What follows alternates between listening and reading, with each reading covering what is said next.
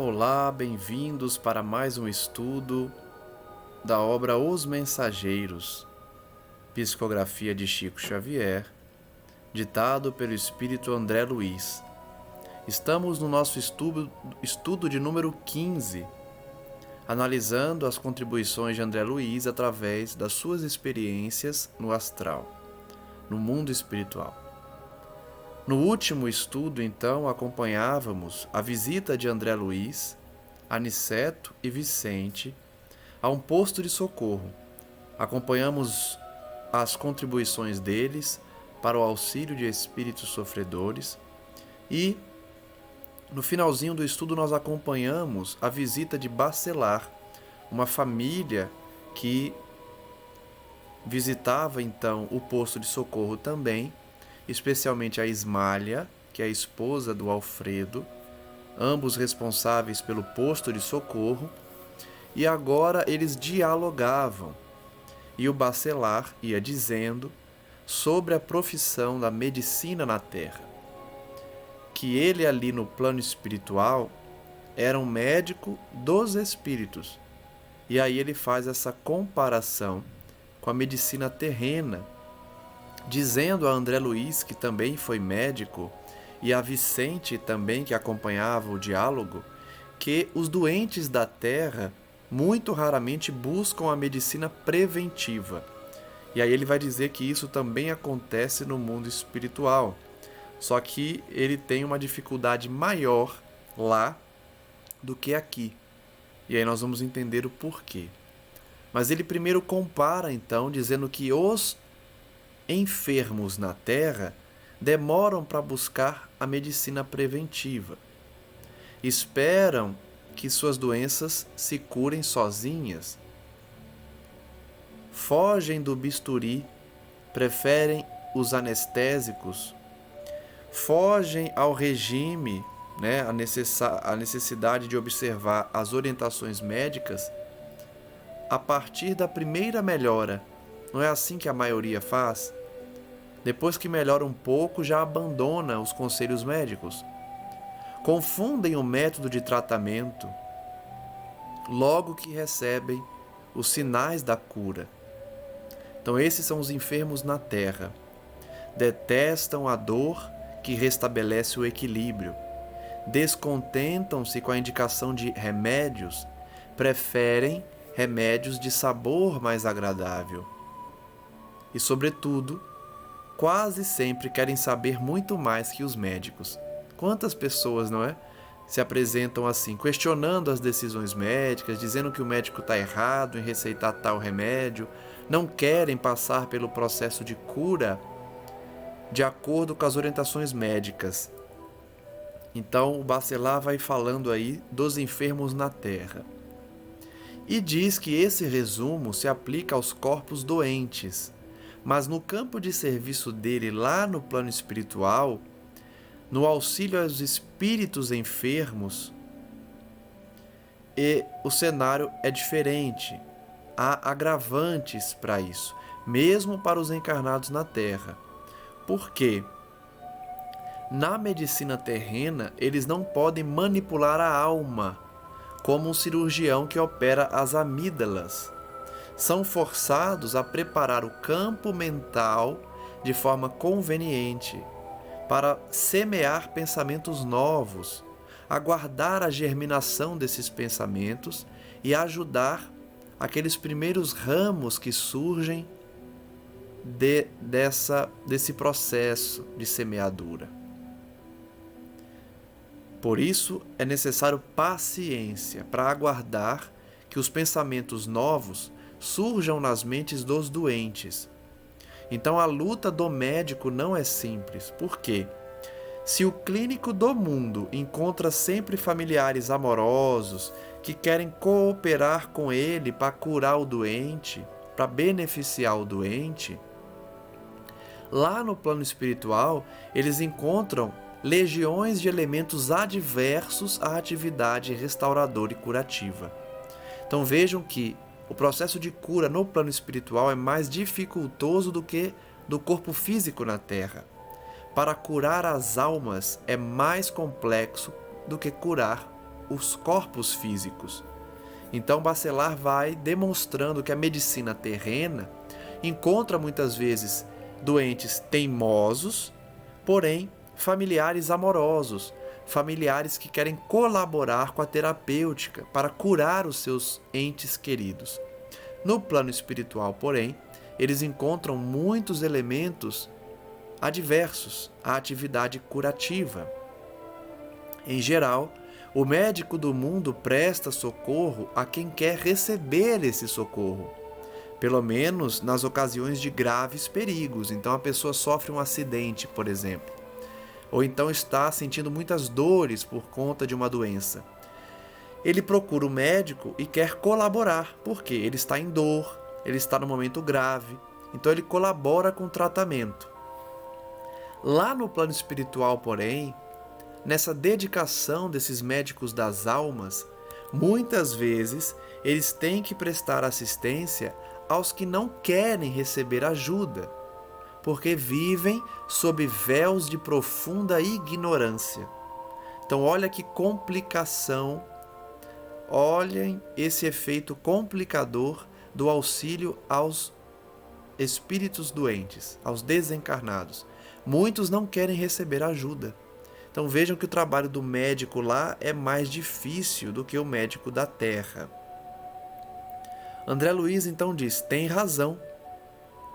Entretanto, vale por conforto a certeza de que há muitos cooperadores encarnados no mundo prontos a colaborar na tarefa. Então, apesar da dificuldade, existem muitos colaboradores.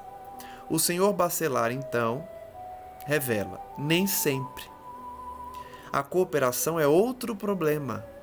A maioria dos irmãos que se propõe ao serviço parte do mundo espiritual prometendo, mas gosta de viver descansada no planeta. Então ele volta para o mesmo assunto que nós já vimos aqui. O comprometimento das almas antes de reencarnar, e quando chegam aqui na Terra se esquecem dos seus compromissos. E aí se acomodam, gostam de viver de forma descansada, na inércia, e não cumprem com aquilo que prometeram no mundo espiritual. O problema da cooperação, portanto, é um problema grave. Poucos fogem ao estalão comum. Raramente encontramos companheiros encarnados com bastante disposição para amar o trabalho pelo trabalho, sem ideia de recompensa. Então, de fato, nesse mundo que vivemos, em que tudo há uma contraprestação, muitas pessoas só fazem, só se movem, só ajudam se vão receber algo em troca. Na grande maioria das vezes, se vão receber dinheiro, um salário, uma compensação financeira, mas muitos querem pelo menos um favor, uma vantagem, qualquer que seja. Então, poucos trabalham sem esperar nada em troca. A maioria está procurando remuneração imediata. Nessas condições, não percebem que a mente lhes fica como um aposento escuro, atulhado de elementos inúteis. Então, aquele que só ajuda mediante pagamento é como uma mente cheia de entulhos e escura, um quarto escuro cheio de entulhos. À força de viciar em raciocínios, confundem igualmente a visão. Então ficam aí com suas visões perturbadas, mediante um raciocínio também viciado. Enxergam tormentas onde há paisagens celestes, montanhas de pedra onde o caminho é gloriosa elevação. Então vejam, é aquela questão em que Jesus fala no Sermão da Montanha, de ver a trave que há no olho do outro quando temos um argueiro no nosso olho, né? Contrário. Enxerga o argueiro no olho do outro quando tem uma trave no nosso olho. Então essas pessoas enxergam sempre o negativo, tormentas, montanhas de pedra em locais que na verdade existe elevação espiritual e paisagens celestiais. E aí, de pequenos enganos a pequenos enganos, formam o continente das grandes fantasias. Daí por diante, a recapitulação das experiências terrenas os inclina mais fortemente para a exigência animal. E chegados a esse ponto, raros voltam ao dever sagrado para considerar a grandeza das divinas bênçãos. Então, o amigo Bacelar está narrando aqui como a maioria cai na terra. Se comprometem antes do nascimento a se dedicarem a um trabalho sem esperar recompensa, mas quando chegam aqui, somente trabalham mediante pagamento. E aí vão entulhando as suas mentes com pensamentos viciados, de falta de fraternidade, de caridade, e aí chegam ao ponto da exigência animal. Ou seja, que o corpo exige a satisfação e esquecem-se totalmente dos seus espíritos, das suas almas. Esquecem-se de retornar ao dever sagrado de auxílio ao próximo. Bacelar então fez uma pausa e tornou a dizer: e o desculpismo, entre aspas, desculpismo? Nesse terreno de assistência espiritual, verão um dia quantos pretextos são inventados pelas criaturas terrestres por fugir ao testemunho da verdade divina nas tarefas que lhes são próprias. Olha que forte essa parte. Ele está falando das desculpas que a gente dá para não servir, do desculpismo, dos obstáculos que nós colocamos para não cumprir com a promessa que fizemos. Então as criaturas inventam desculpas para não trabalhar no bem. E aí vai ser o parente difícil, a esposa irritadiça, o marido que proíbe. Então as pessoas vão colocando obstáculos para não servir a Deus, para não ajudar o próximo, para não cumprir com a promessa que fizeram antes do retorno à carne, que essa entidade está chamando de desculpismo. Ao invés de praticar o testemunho que se comprometeram, fogem ao serviço divino, nas tarefas que deviam estar exercendo, por conta de inúmeras desculpas que passam a dar. Os mordomos da responsabilidade alegam excesso de deveres. Então começam a falar: eu tenho muitas responsabilidades, eu tenho muitos deveres, não consigo dar conta de tudo, não. Tenho minha família para criar, tenho meu emprego para me dedicar, então eu não posso não servir no centro espírita, no terreiro que seja, na igreja. Eu tenho muitos afazeres, tá? Tenho muitos deveres a cumprir, não posso me dedicar à alma. Então começa a dar várias desculpas. Os servidores da obediência afirmam a ausência de ensejo. Ou seja, eles falam: eu nunca tive oportunidade, por isso nunca fiz. Nunca me apareceu uma oportunidade de ajudar. Então por isso eu não ajudei. São desculpas. Os que guardam possibilidades financeiras, ou seja, quem tem dinheiro, montam guarda ao patrimônio amoedado. Então não ajudam, não servem, não procuram o trabalho porque estão preocupados demais em proteger as suas fortunas. Já aqueles que recebem a bênção da pobreza, de recursos monetários, aconselham-se com a revolta. Então esses são os que mais existem, eu acho, né? Os que falam: não, eu vou ajudar quem? Eu sou pobre, eu não posso ajudar ninguém. Eu não tenho condições financeiras para ajudar. Como se para auxiliar o outro nós precisássemos ter dinheiro.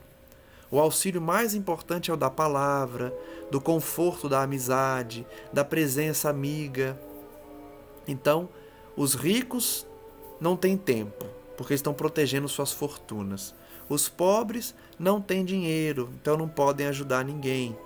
E ficam ainda revoltados. Ele coloca aqui a questão da revolta. Que o pobre, ele pensa, né? Deus não me deu dinheiro, então eu não vou ajudar ninguém. Deus não me deu possibilidade financeira, então eu também não vou ajudar ninguém. Isso é revolta. Os moços declaram-se muito jovens para cultivar realidades sublimes. Os mais idosos afirmam-se inúteis para servi-las. Então vejam que interessante esse trecho. O Bacelar está trazendo todas as desculpas que nós aqui na Terra apresentamos no momento do testemunho, no momento do serviço. O rico vai dar uma desculpa, o pobre vai dar outra. Aquele que acha que tem muitos deveres vai dizer que não tem tempo. Os jovens vão dizer que ainda não têm experiência ou que não querem ainda se dedicar às realidades do espírito. Já os velhos vão dizer que não têm mais saúde para servir. Então vejam que são vários tipos de desculpa. Os casados reclamam quanto à família, os solteiros queixam-se da ausência de família. Olha que interessante. O ser humano sempre buscando uma desculpa, né? Quem tem família vai dizer, não, eu preciso me dedicar à família, somente. Os solteiros vão dizer, não, eu não posso servir porque me falta um apoio, me falta uma família. Dizem os doentes que não podem. Comentam os sãos que não precisam. Raros companheiros encarnados conseguem viver sem a contradição. Então é uma lição muito forte desse companheiro, mostrando que independente da nossa situação, a gente sempre arranja uma desculpa para não servir, para não dar o testemunho. Os doentes falam, não posso, sou doente. Os que têm saúde falam que não preciso ajudar ninguém. Não estou passando por nenhuma dificuldade, né? O senhor Bacelar então parecia disposto a prosseguir, mas as duas jovens que tinham vindo com ele foram buscá-los, ele e Aniceto, porque Alfredo chamava para um problema íntimo que lhe dizia a respeito. Vamos ver então que problema é esse que Alfredo pediu a ajuda de Aniceto e de Bacelar. Entremos no capítulo 29, intitulado Notícias Interessantes. Em vista de apresentação mais íntima de Aniceto, que deixara as jovens em nossa companhia, entramos a conversar animadamente com Cecília e Aldonina. Então, Alfredo chamou Aniceto e Bacelar, e André Luiz ficou conversando então com Cecília e Aldonina. A primeira, Cecília, tinha sido filha dos Bacelares, aquele casal que chegou ali no posto de socorro, quando na Terra. Então ela tinha sido filha dos dois quando todos estavam reencarnados. A segunda era uma sobrinha do chefe da família, que aguardava a volta da mãezinha para a organização de um lar na cidade próxima. Ambas demonstravam magnífico desenvolvimento mental, robusta inteligência e notável capacidade de expressão. E enquanto os nossos maiores se conservavam afastados, cogitando de assunto privado, assunto particular, Vicente e eu ouvíamos as jovens, encantados com a sua nobreza e vivacidade. Então, André Luiz e Vicente estavam ali ouvindo as duas jovens que tinham chegado há pouco tempo ali. Verificava que o quadro era idêntico à paisagem social da Terra, apenas diferindo quanto aos sentimentos reais. Então, mais uma vez, André Luiz destaca essa semelhança que há entre a vida física e a vida espiritual, mantendo-se inclusive os laços sociais, sobrinha, filha do casal, aqueles os dois casais, né, tanto Alfredo e Ismália, quanto o Bacelar e sua esposa. Então esses sentimentos que habitavam nessas relações sociais se mantinham ali, se diferenciando apenas em relação ao sentimento quando da terra e quando no mundo espiritual. Não havia qualquer nota de falsa apresentação. Em tudo, a alegria pura, a simplicidade fiel, a sinceridade sem mácula. Então isso já foi falado aqui no último estudo, eu me recordo, de que lá no mundo espiritual não há essa falsidade que a gente vê aqui na Terra, em que as pessoas muitas vezes fingem bons sentimentos para com os outros, quando na verdade não tem qualquer bom sentimento, pelo contrário, muitas vezes. Lá não. Lá o relacionamento tinha uma sinceridade de sentimento, mesmo porque nós não conseguimos ocultar as nossas intenções no mundo espiritual. No desenvolvimento espontâneo da palestra, Cecília falou: "Estou trabalhando há muito para alcançar um prêmio de visita a nosso lar. Minhas superioras prometeram-me semelhante satisfação para o ano próximo." E sorrindo rematou: "Entretanto, para consegui-lo, tenho de atender a umas tantas obrigações importantes." Então vejam que uma delas queria muito visitar nosso lar, mas ainda não tinha mérito para isso. Estava cumprindo seus deveres para ganhar esse presente de visitar nosso lar. "Pois que," disse Vicente admirado, "é preciso tanto?" Então vejam que Vicente, como já conhecia nosso lar, ficou espantado com a informação de que aquela moça precisava angariar primeiro méritos para visitar a colônia.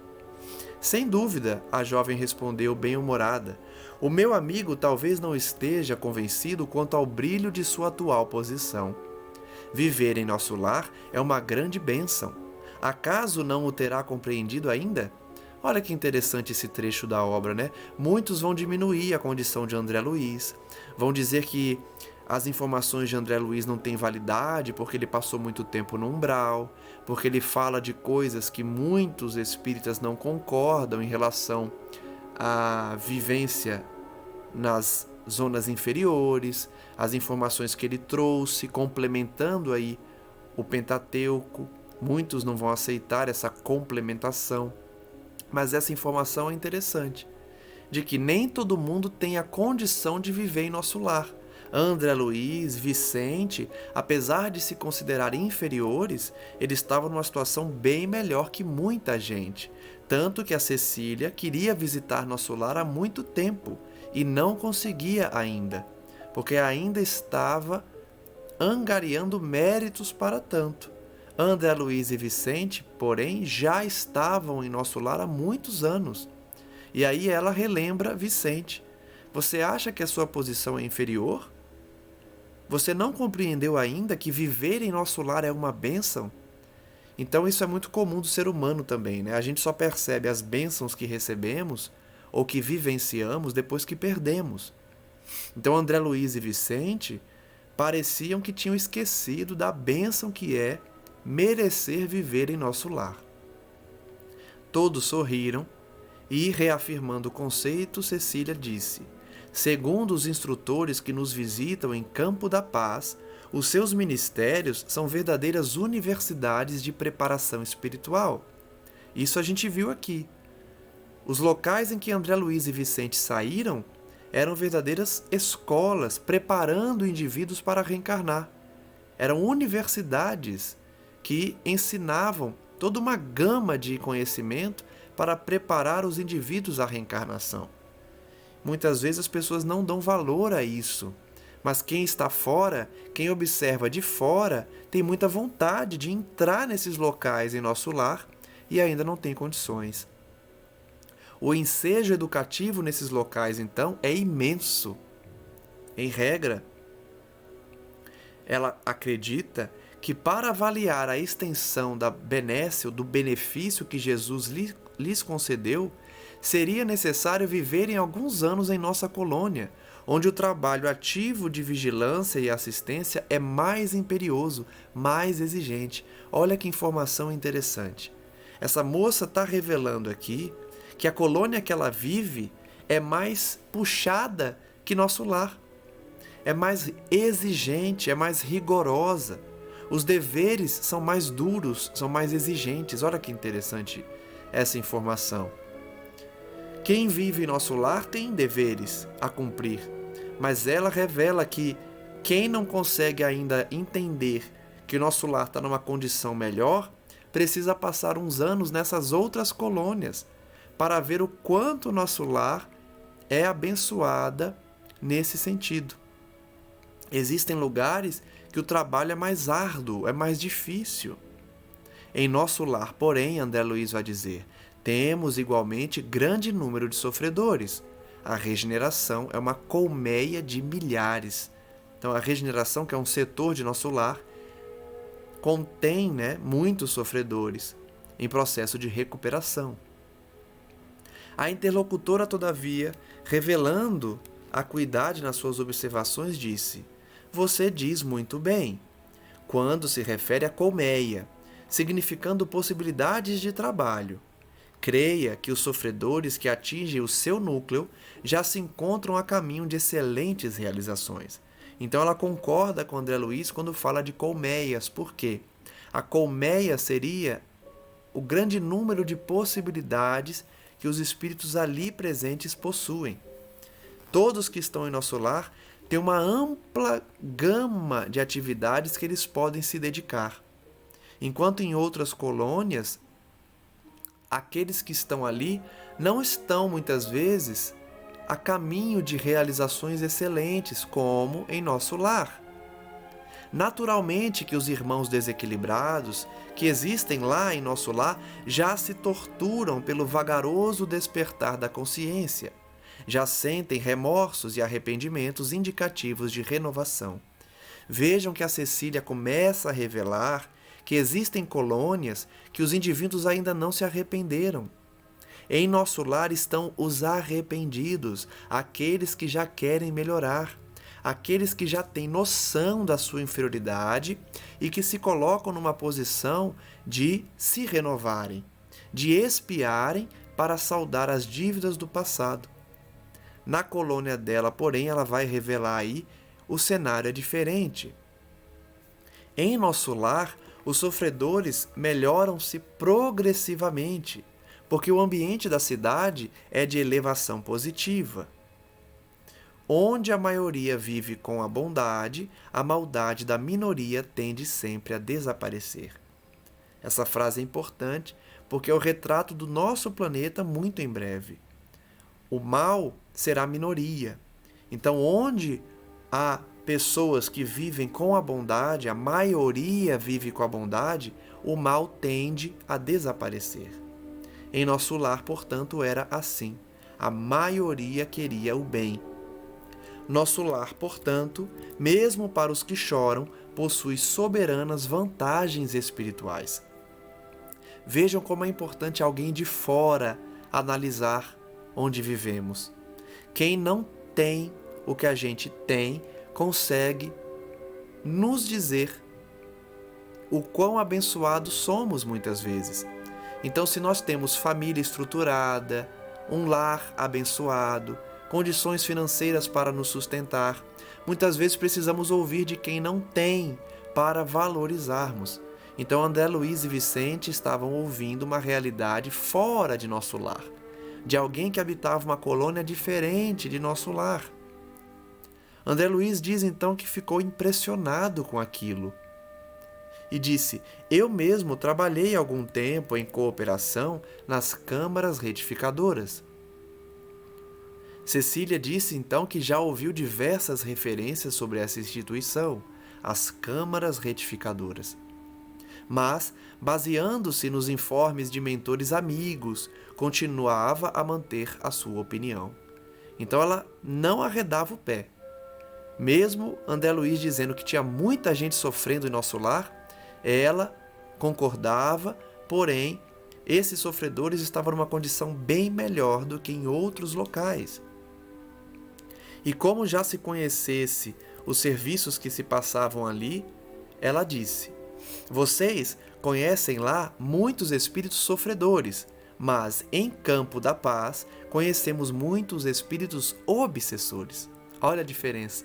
Então, vejam que Cecília habita Campo da Paz e André Luiz e Vicente habitam nosso lar. Cecília então começa a falar que em Campo da Paz é mais puxado, é mais rigoroso. Não há essa característica de nosso lar em que a maioria já quer o bem, a maioria já está desperta. Em Campo da Paz, portanto, existem muito mais obsessores do que sofredores. Olha como o mundo espiritual é diverso, é amplo. Existe uma realidade muitas vezes desconhecida para muita gente, que acha que num plano espiritual existe apenas céu e inferno, ou então plano superior, umbral e plano inferior. Não, não é assim. Existe toda uma gama de estágios evolutivos. Então há nosso lar, que é considerado lugar abençoado, pela maioria já querer o bem, Mas também existe aqui o Campo da Paz, relatado por Cecília como um local em que não há essa maioria que quer o bem, existem muita gente perturbada ainda, muitos obsessores. Lá, continua Cecília, poderá existir muita gente que ainda chora em nosso lar, mas em nosso meio, em Campo da Paz, há muita gente que se revolta. Olha a diferença. Parece sutil, mas é grande a diferença. Alguém que chora porque está resignado, porque reconhece a sua pequenez, a sua inferioridade e chora arrependido. Daquele que se revolta, ou seja, aquele que ainda não aceitou a sua situação. Quem se revolta não aceitou sua situação. Cecília revela então que na colônia chamada aqui Campo da Paz, muitos estão revoltados. Muitos ainda não aceitam a sua condição, diferente de nosso lar, em que, apesar de existir sofrimento e choro, esse choro é um choro resignado, de arrependimento. É mais fácil remediar o que geme que atender ao revoltado. Olha só. É mais fácil, portanto, em nosso lar, atender aquele que chora, aquele que sofre, do que atender o revoltado. Porque o revoltado não quer ouvir. O revoltado não aceita uma ideia diferente da dele. O revoltado não reconhece em Deus a grandeza do Criador. Então é muito mais difícil converter o revoltado do que o sofredor, do que o arrependido. Nas câmaras que André Luiz se referiu então, as câmaras de retificação, vocês retificam erros que já apareceram, dores que já se manifestaram. Mas aqui, ou seja, no Campo da Paz, somos compelidos a lutar com irmãos ignorantes e perversos, que se sentem absolutamente certos nas fantasias perigosas que esposaram, e vemo-nos obrigados a atender a doentes que não acreditam na própria enfermidade. Vejam que quadro interessante Cecília está revelando. Que trabalho mais difícil é em Campo da Paz. Ao invés de lidar com espíritos sofredores que já sofreram, que já despertaram, ela precisa lidar com espíritos maus, perversos, ignorantes, que se acham certos, que não enxergam os seus erros. Espíritos orgulhosos, que se acham muitas vezes acima de Deus, ou que não acreditam em Deus, e por isso são muito mais difíceis de lidar, de converter.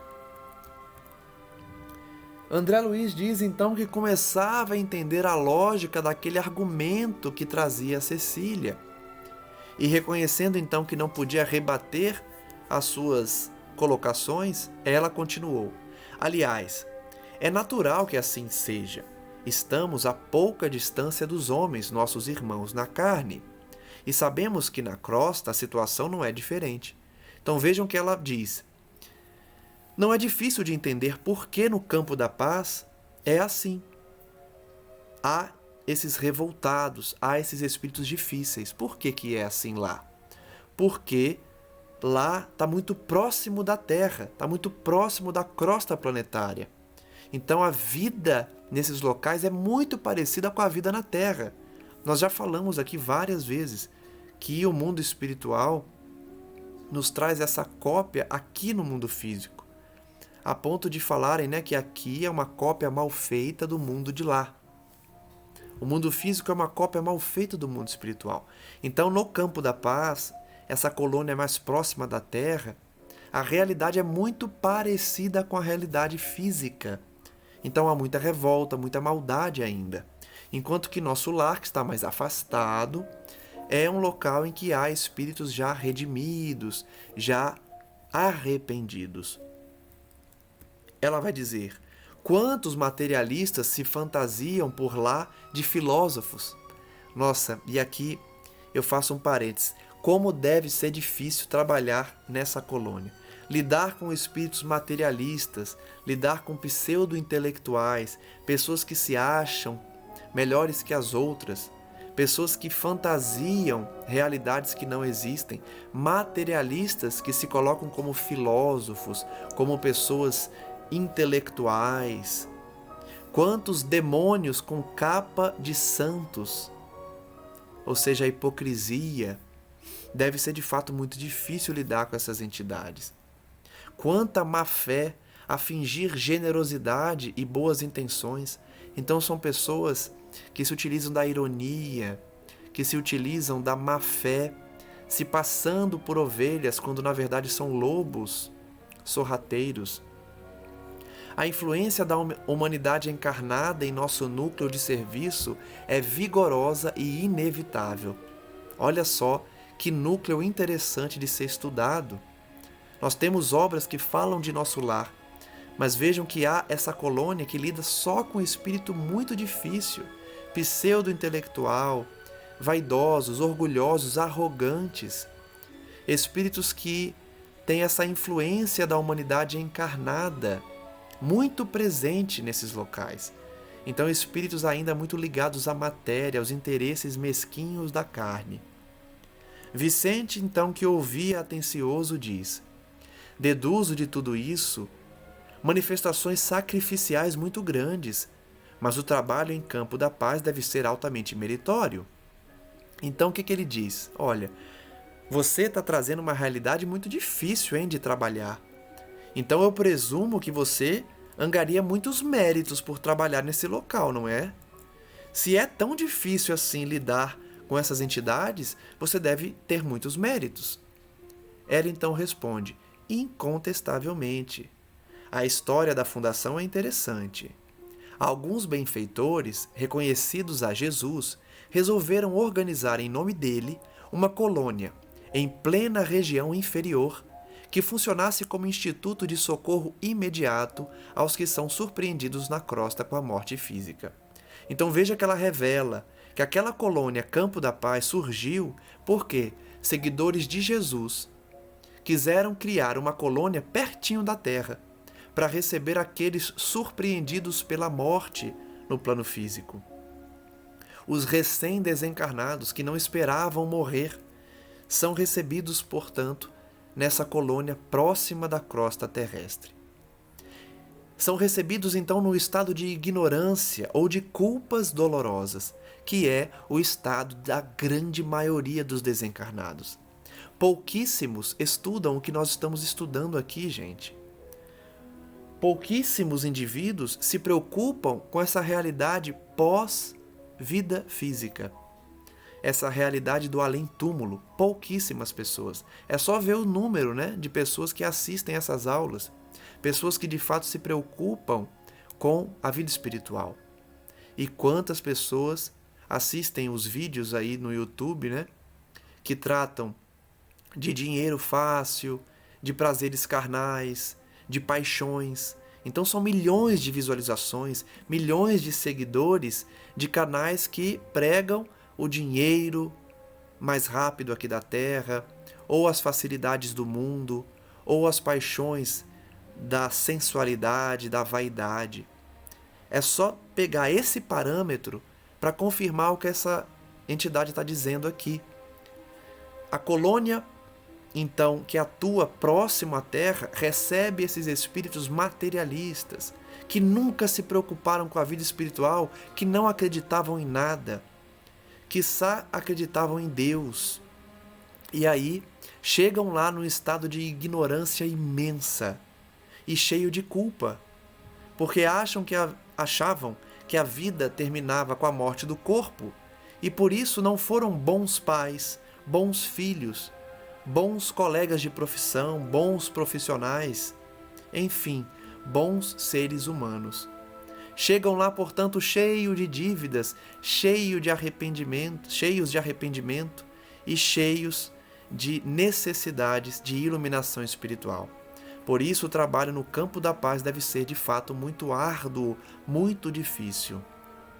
Cecília prossegue, então, dizendo que o projeto de criação dessa colônia mereceu a bênção do Senhor e o núcleo se criou há mais de 2 séculos. Então vejam que eles estavam lá há mais de 200 anos, recebendo os recém-desencarnados.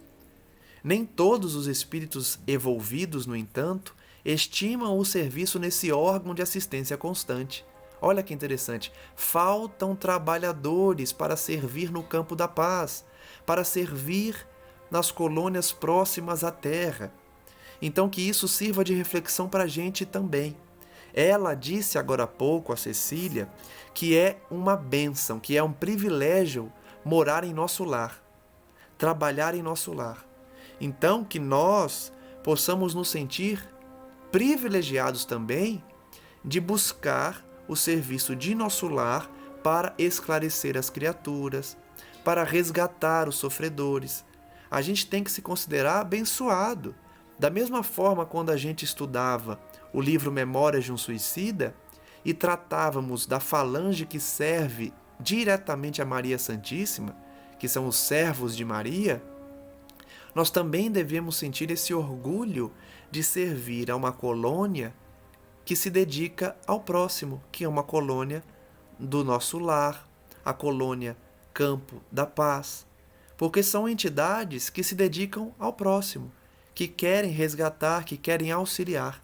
Então Cecília está revelando que nem todos os espíritos evoluídos, evolvidos, prezam pelo serviço no campo da paz. Nesse órgão de assistência constante, o serviço não para nunca, porque não para de chegar gente ignorante sobre a vida espiritual. Pessoas que desencarnam, acham que vão ficar dormindo, ou acham que vão encontrar o nada, que vão ser extirpadas, né? Vão deixar de existir. Chegam então resgatadas nesses locais, muito confusas. A maioria dos missionários, vai dizer Cecília, os vitoriosos na Terra, ao se ausentarem dela, necessitam refazer energias por direito natural do trabalhador fiel. E os mentores de nobre posição hierárquica têm seus programas de serviços que não devem quebrar em obediência aos desígnios do Senhor. O que ela está dizendo aqui? Que faltam trabalhadores no campo da paz porque muitos missionários, depois de completarem suas missões na Terra, precisam repousar um pouco, porque sofreram muito aqui, deram muitos testemunhos, serviram muito na Terra enquanto encarnados. E aí, quando desencarnam, precisam repousar por um tempo. Ou então, os grandes maiorais, servidores como Bezerra de Menezes, Emmanuel, quando eles desencarnam, eles não terminam seus serviços, eles continuam trabalhando. Então eles já estão comprometidos com outros serviços. Por isso eles não vão para essas colônias próximas à Terra. Lógico, eles fazem trabalhos diversos, auxiliando nessas colônias, mas eles têm trabalhos maiores em outros locais. Então eles visitam vários lugares. Por isso, faltam trabalhadores. Os grandes missionários têm outros trabalhos, ajudam nessas colônias, mas quem fica ali 24 horas não são tantos. Desse modo, o serviço deles é ativo, mas as aquisições são lentas. Quem trabalha no campo da paz, nessas colônias próximas à Terra, não são necessariamente espíritos muito elevados, são espíritos subindo os degraus de elevação. A Cecília, por exemplo, não é um espírito de luz, iluminadíssimo. Ela é boa, ela é uma trabalhadora do campo da paz, mas está aos poucos no serviço ativo de aquisição lenta de virtudes. Devemos sempre esperar, então, por cooperadores que se eduquem na própria colônia, em benefício geral. Então, eles aproveitam os trabalhadores que se educam lá para continuarem servindo lá. É muito óbvio pensar isso, né? Pensar nisso. É muito comum aqui na Terra, inclusive. Por exemplo, na Mansão do Caminho, onde Divaldo Pereira Franco, um médium que todos devem conhecer, efetuou um trabalho de auxílio aos sofredores no bairro chamado Pau da Lima, em Salvador. Lá é muito comum que os jovens da periferia, os jovens do bairro mais carente, depois de crescerem ali auxiliados pelo trabalho social que Divaldo executa, eles se tornam colaboradores da Mansão do Caminho. Então, da mesma forma que na Terra isso é comum acontecer, aqueles que foram ajudados se tornam instrutores, professores, se tornam colaboradores, nesse plano espiritual também, no campo da paz, Cecília revela que muitos dos que foram ajudados ali, se tornam colaboradores no futuro daquele mesmo local. Por isso ela vai dizer, ganha-se excelente compensação.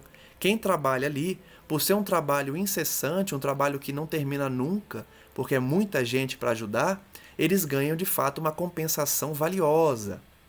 Grandes valores intercessórios, ganham méritos. Mas por isso mesmo, as suas responsabilidades não são pequenas. Então, quanto maior a responsabilidade, maiores os deveres e maiores as consequências, os méritos adquiridos. Conhecendo então a utilidade dos que servem em nossa colônia, não passamos nunca sem instrutores abnegados, que procedem da zona superior, alentando-nos o bom ânimo. Então vejam, como o trabalho lá é muito importante, eles recebem auxílio constante de espíritos elevados, que descem de outras esferas para ajudá-los nesse serviço. E aqui fica o destaque mais uma vez, a beleza da lei divina, que se utiliza de seres imperfeitos para ajudar seres ainda mais imperfeitos.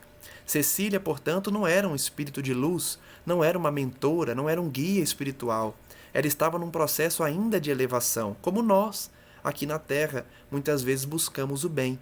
Mas ela recebia o auxílio de mentores elevados para o trabalho dela. Então recebe orientação, recebe conselhos, recebe direcionamento de como ela deveria educar os recém-chegados, enfim. Ela é auxiliada para trabalhar. E isso é muito bonito, porque se Jesus quisesse, ele poderia se utilizar apenas de espíritos elevados no serviço, mas ele aproveita a boa vontade de todo aquele que deseja trabalhar.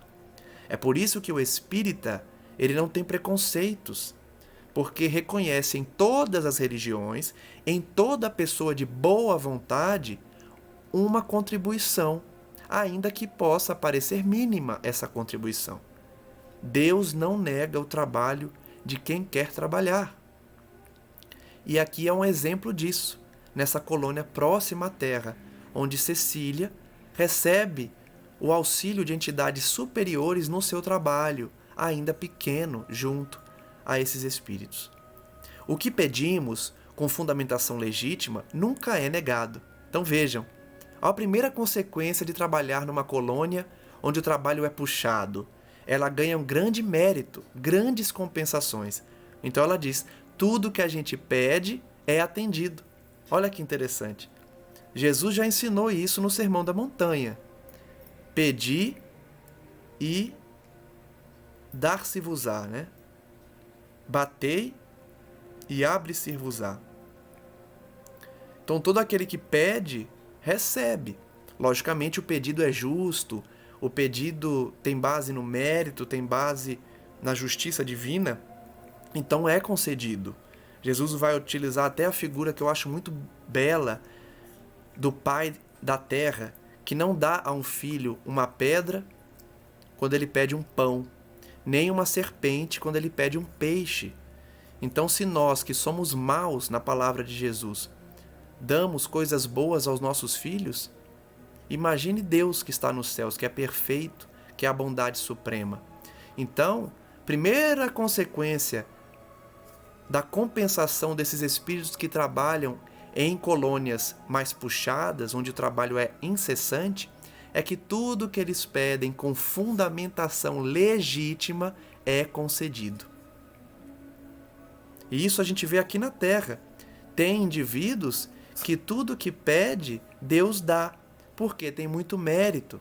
Deve ser um trabalhador no mundo espiritual que trabalhou por muito tempo nessas colônias e aí reencarna e tem muito mérito. Faz pedidos justos a Deus e Deus atende. E se tarda o recurso, beneméritos orientadores de nossas atividades prestam explicações que nos libertam de qualquer angústia na espera.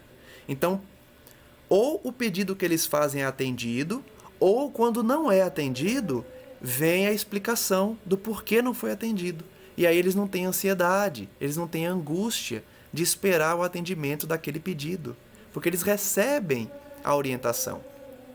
Por isso, nosso grupo está sempre coeso e muitos preferem adiar certas realizações sublimes para permanecer ao lado de companheiros antigos, aos quais se unem com desvelado amor. Então vejam, olha que interessante. Justamente pelo trabalho ser contínuo e muito merecedor de compensações, que muitos se fixam ali, unidos, num grupo realmente unido, e esperam para se dedicarem a atividades mais sublimes no futuro, permanecendo nessa colônia o máximo que eles conseguirem. É uma colônia de fato para trabalhar. Todos se unem ali com desvelado amor. André Luiz então diz que os esclarecimentos daquela jovem encantavam a ele. As poucas palavras que ela dizia continham todo um resumo de lições sobre sacrifício, sobre merecimento, sobre compromisso fraterno e sobre solidariedade compensadora. De fato, Cecília descrevia a atividade de uma colônia que só ajuda, de uma colônia que está sempre disposta a auxiliar, a resgatar os espíritos sofredores, de forma contínua, de forma dedicada. Não que não fizessem isso em nosso lar, porém em nosso lar a realidade é outra. São espíritos mais maduros, um pouquinho mais maduros, mas numa situação melhor do que aqueles que chegam recém-desencarnados, totalmente ignorantes sobre a vida espiritual. Então o estudo de hoje foi muito útil no sentido de demonstrar essa diversidade de hierarquias das colônias no plano espiritual. Essa pluralidade de serviços e, principalmente, essa compensação que existe para os indivíduos que se dedicam ao bem de forma contínua em colônias em que há a maior presença de sofrimento, de sofredores, de pessoas muitas vezes difíceis de lidar. Que fique registrado então, no finalzinho então do estudo de hoje, que os sofredores de nosso lar são completamente diferentes dos sofredores da colônia chamada Campo da Paz, Campo de Paz, né? Porque essa última colônia está muito mais próxima à crosta terrestre do que nosso lar. Então recebem espíritos muito difíceis, que ainda não se arrependeram, que são materialistas, que são pseudo-intelectuais, que se acham melhores que os outros, são presunçosos, arrogantes, orgulhosos. Então o trabalho é muito mais difícil do que em nosso lar, em que há espíritos já que estão sofrendo por se arrependerem, que já não querem mais o mal, que querem se reabilitar perante a lei divina. Então que fique a lição aqui. Nós teremos certamente a opção no futuro de trabalhar em colônias com espíritos mais difíceis, mas para isso a gente precisa de bagagem espiritual, para que o nosso sentimento não se corrompa na presença desses espíritos difíceis, muitas vezes que podem nos ofender, que podem trazer ideais que nos tragam desequilíbrio. Então é preciso um mínimo de maturidade também para trabalhar em certos setores. Agradeço então a presença dos que acompanham e convido-os para continuarmos nesse estudo amanhã, em que as vivências de André Luiz serão novamente exploradas aqui. Finalizamos então mais uma vez com uma oração pedindo à espiritualidade amiga que esteja presente em nossas vidas, em nossos estudos, que os trabalhadores de nosso lar, da colônia Campo da Paz também, e de outras colônias que se dedicam ao bem, que se dedicam à caridade, que se dedicam ao esclarecimento das entidades perversas e ignorantes, arrependidas e sofredoras, a fim de que nos iluminem, nos inspirem a falar do Evangelho do Cristo de forma a não conter erros, interpretações equivocadas ou achismos, muitas vezes provenientes da nossa ignorância. Pedimos então aos nossos mentores que abençoem esse trabalho e tantos outros trabalhos de esclarecimento, de estudo das obras complementares e também do Pentateuco kardeciano. Que possamos todos nós estar então de mente aberta para receber esse auxílio, essas lições, colocando em prática nas nossas vidas tanto os ensinamentos colhidos aqui, quanto aqueles oriundos da inspiração de nossos mentores, de nossos guias, que nos buscam todos os dias, a fim de que nos distanciemos das paixões terrenas, dos interesses mesquinhos e busquemos a nossa elevação espiritual. Pouquíssimos buscam a ascensão espiritual, pouquíssimos sintonizam-se com o Cristo através dos seus emissários. E por isso eles prezam por esses momentos em que nós nos conectamos com os nossos mentores, com os nossos guias, com aqueles espíritos que admiramos por sua beleza moral, por sua conduta ética e moral na terra quando aqui estiveram. Que possamos, portanto, refletir sobre tudo isso e dar o exemplo aos outros, familiares, amigos, colegas de trabalho e todos que nos observam, inclusive os espíritos, já que estamos rodeados de testemunhas.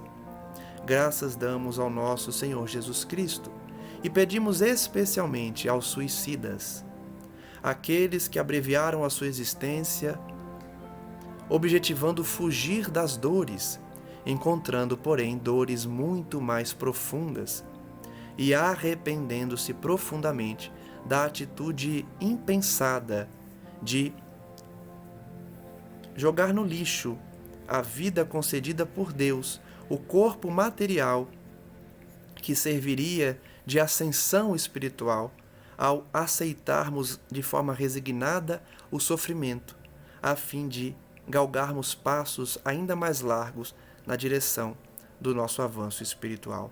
Que esses irmãos então possam receber essas vibrações, esse sentimento de compaixão, de bondade, de solidariedade, de nós que não temos nenhum olhar julgador, nenhuma postura de condenação, mas sim para que eles despertem o quanto antes, a fim de se arrependerem do que fizeram, para prosseguirem futuramente em existências expiatórias que levarão eles à redenção. Da mesma forma que nós também estamos buscando a nossa redenção aqui na terra. Graças damos a Ti, Senhor, hoje e sempre, e que assim seja. Muito obrigado mais uma vez a todos e um forte abraço. Até o próximo estudo.